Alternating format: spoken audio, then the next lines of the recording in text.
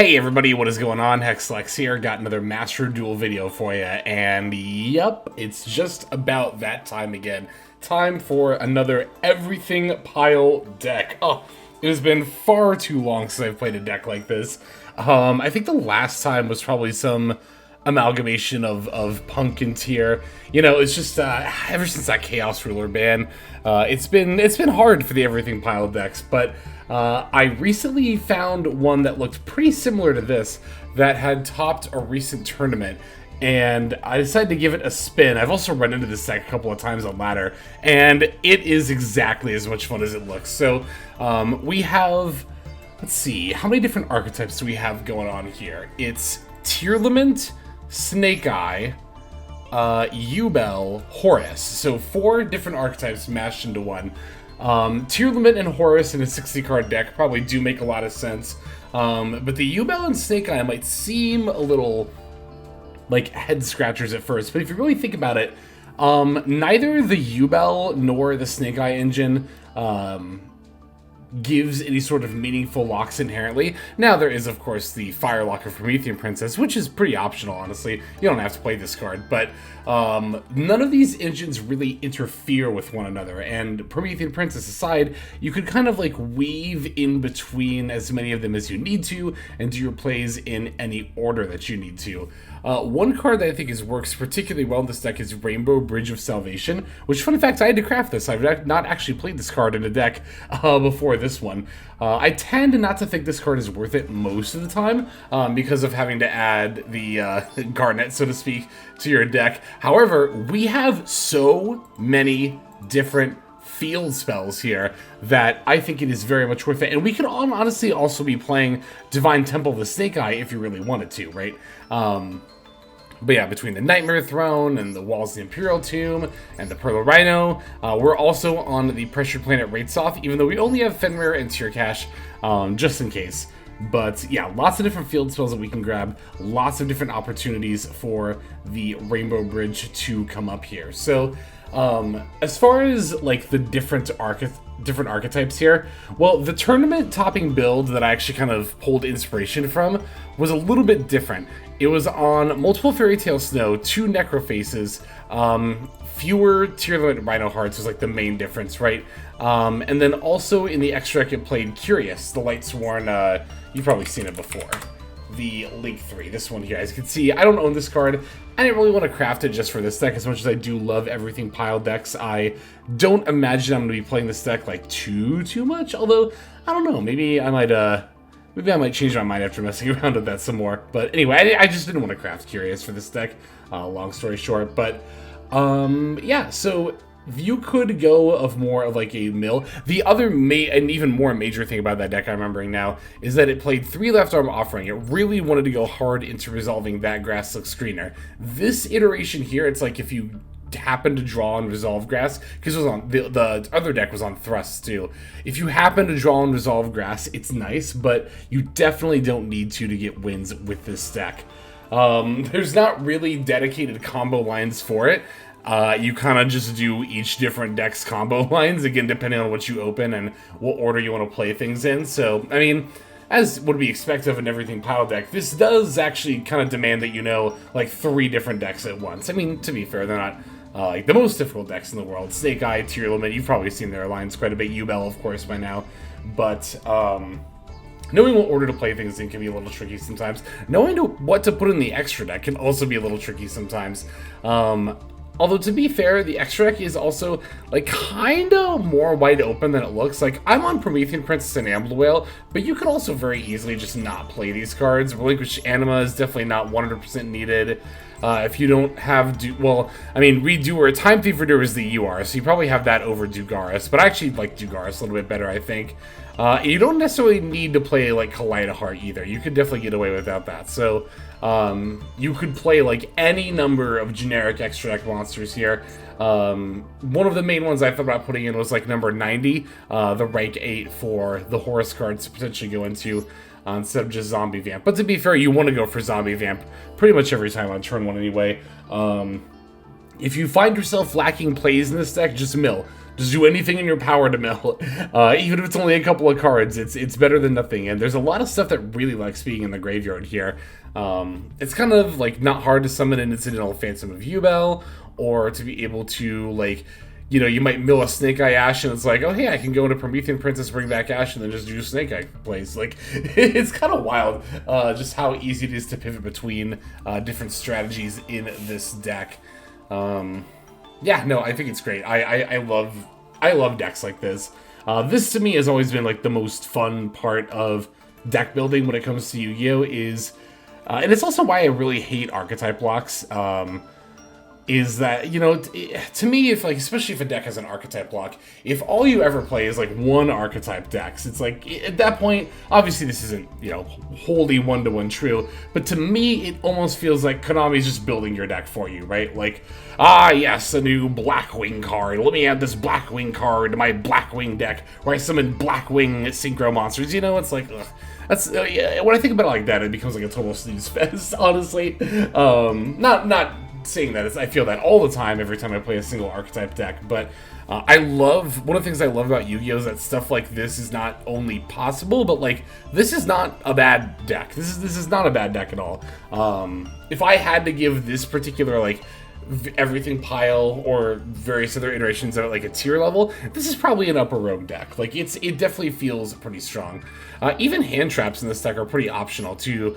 If you're looking for more main deck space for even more engine as well, you could definitely just play, it's not the same with like triple tax, like you could just play like 60 cards all engine, and like that's actually completely fine, especially for Master Duel's Best of 1 format. So yeah, I think I'm just going to go ahead and start listing off all these cards. We got a lot of them, and then we're just going to take a look at some of these replays, because this is a deck that, like, you definitely need to see in action.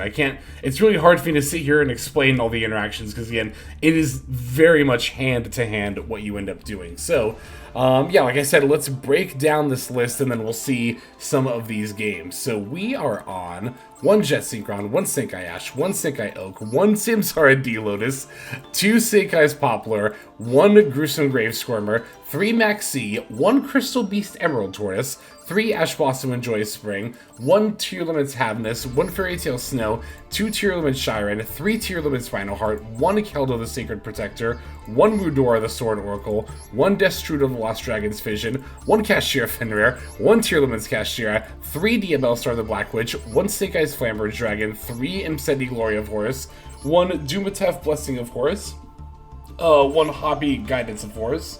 We got 1 Yubel, 1 Spirit of Yubel, 1 That Grass Looks Greener, 2 Triple Tactics Talent, 1 Tear Limits Grief, 1 Sinful Spoils of Subversion Snake Eye, 2 Bonfire, 2 Original Sinful Spoils Snake Eye, 1 Primeval Planet's Pearl Rhino, 1 Pressured Planet Raitsoth, 2 Walls of the Imperial Tomb, 3 Nightmare Throne, 2 King Sarcophagus, 1 Nightmare Pain, 1 Wanted, Seeker of Sinful Spoils, 1 Rainbow Bridge of Salvation, 1 Trivikarma, and then finally 1 Tear Limits Celiac. Now for the extra deck, we're on 1 Tear Limits Kiklos, 1 Tear Limits Volcalos, 1 Tear Limits Kaleidoheart, 1 Phantom of Yubel, 1 Baron de Fleur, we got 1 number 60 Dugaris the Timeless, 1 The Zombie Vampire, 1 Link Kribo, 1 Relinquished Anima, 1 IP Masquerena, 1 Cross Sheep, 1 SP Little Knight, 1 Promethean Princess Bestower of Flames, 1 Amphibious Swarmship Ambler Whale, and finally 1 Appaloosa Bow of the Goddess. Whew. That's going to be our list. Let's watch these games. Okay, our first opponent is going to be on Centurion. This is going to be a game where we're going first, and it's, again, this is a difficult deck to show a typical turn one, because it's very hand-to-hand, but as you can see, we open like a lot of our main engines here, so we're just going to go for it. I'm going to lead with the Nightmare Throne, actually, to, hopefully bait out something like an Ash Blossom, which we sure enough do. So the nice thing about this deck, you can bait with any one of your engines and then just like go into another one. So I'm going to Original Sin here, send away the Nightmare Throne for the Snake Eye Ash. Now with Snake Eye Ash effect, I can add the Poplar, which I'll then special summon to the field. Of course, Poplar F I'll activate here. I'm going to grab the Subversion because we've already used OSS. So Poplar, going to go into Link Rebo. Poplar, of course, going to put itself back into the Spell Trap Zone. From there, we'll activate the Snake Eye Ash effect, sending it away with the Poplar in order to bring out... I'm just going to go for Flamberge here, and leave the Oak for, like, maybe potential follow-up or something. Linking off Flambridge and Link Rebo, we're actually going to make Cross Sheep.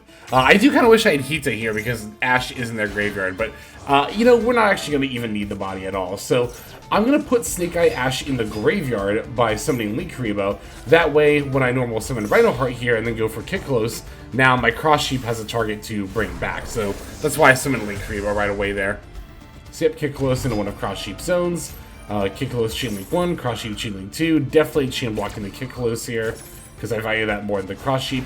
Cross Sheep bringing back the Snake Eye Ash, got sacked for Link Rebo. We're going to send the Tier Cash Mills Keldo. And then before I do anything else here, since I have the bodies on board, I'm like, I'll just sneak in a 3-mat Apo. My opponent was also getting past priority. I thought maybe it might have been a nib, because it was only like at this point, so I was like, yeah, we'll just do the Apo now. Normally I wouldn't do it like quite so early, but again, I was a little afraid of them having nib here, so our mill 8 between the 5 of Kiklos and 3 of Tier Cash does find the Rainbow Bridge, which gets us to our 4th engine of Horus. Here I get to add the walls, the Imperial Tomb, add Imseti, put back one of my 2 Max C. Imseti's going to pitch itself in the Emerald Tortoise for Kingstark. Getting to draw a Bonfire off of that, which I'm going to use to grab my last target, which is a Poplar. I'll just discard it with Kingstark, but it's a little bit of deck thinning there, you know, why not? Pitching the Poplar, sending Hoppy, going to bring back Dumatef, then Hoppy, overlaying the 2 of those into Zombie Vamp. And in case you're wondering how much time this all took, I think at the end of turn 1 I had about 60 seconds left, so gonna mill 4 here. We actually summoned the Ghost Ogre from their graveyard, and the Auxilia, or not Auxilia, Gargoyle 2 was the indicator that they were on Centurion. So my original plan was to bring back Fairy Tale Snow, and then activate Destrudo, and then use that to sync for 10 with the Tier Cash into the Baron de Fleur. However, thanks to them having Ghost Ogre and me summoning that off of Zombie Vamp, I can save half my life points to keep that Destrudo in the yard. Also, we wield the Celiac. I'll just grab Havnus in order to have a little more disruption for my opponent's turn here. So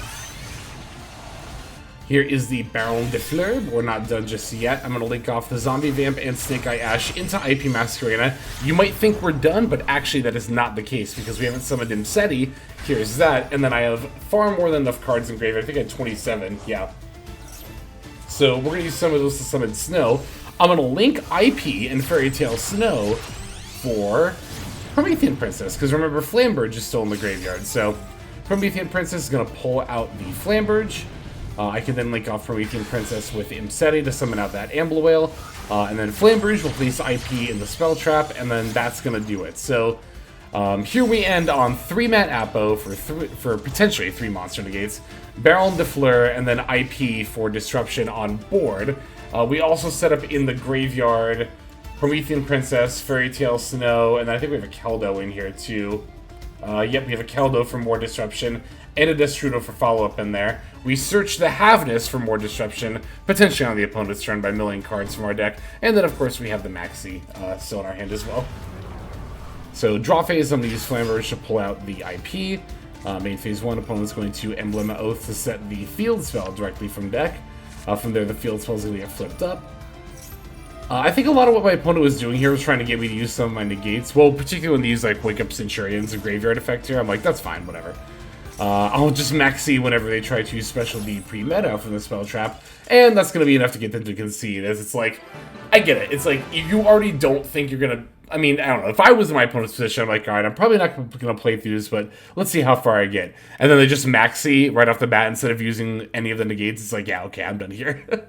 But, yeah, definitely didn't need to use any of the negates up to that point. I think it definitely pretty much always pays to be patient when it comes to using negates on an end board, even if you have a lot of disruption.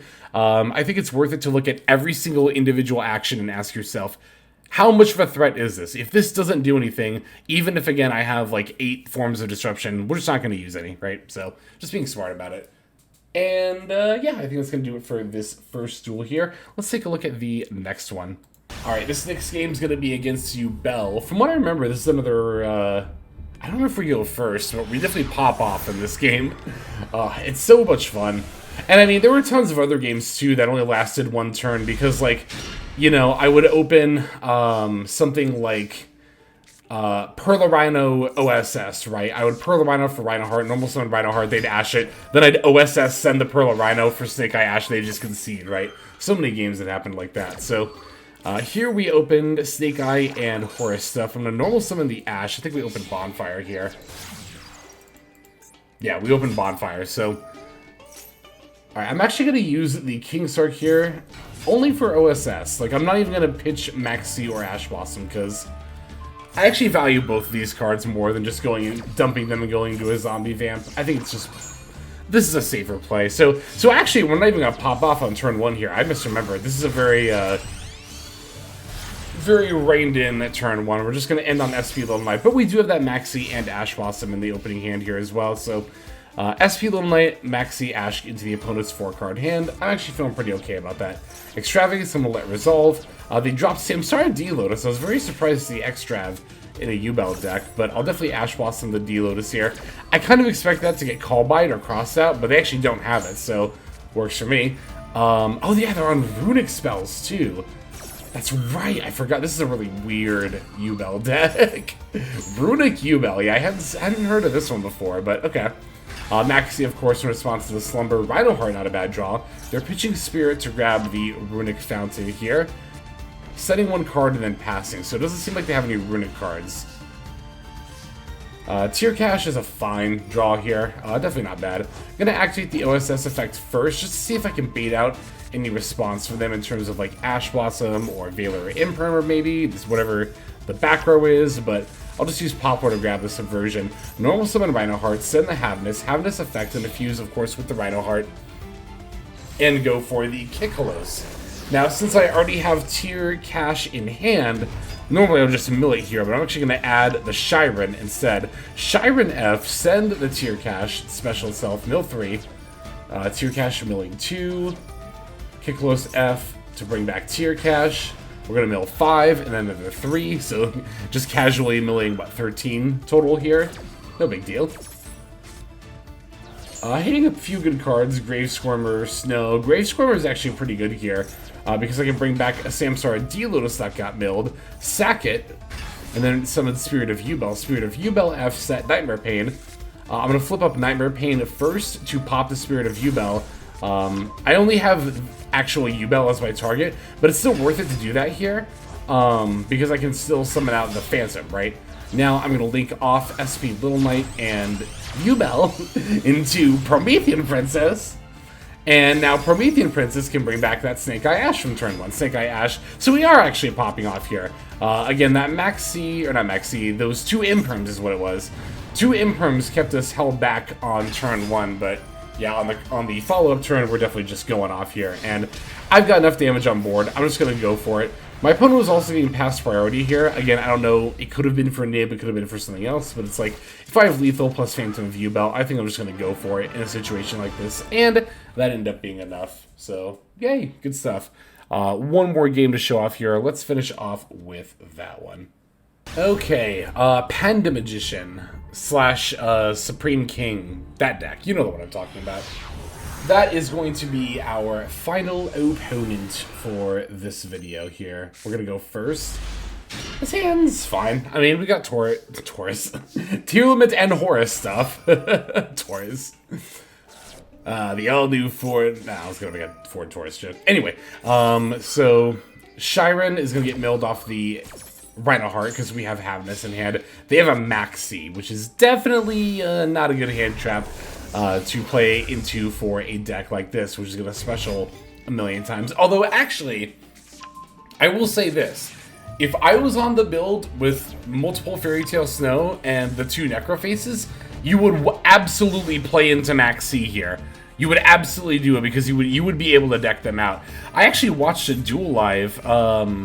It was actually over on Patreon, unintentional plug for that, but over on Patreon, one of the full-length, full-content exclusive videos that goes up there pretty regularly is duel lives, and we actually watched a duel live where somebody was playing a pile deck like this.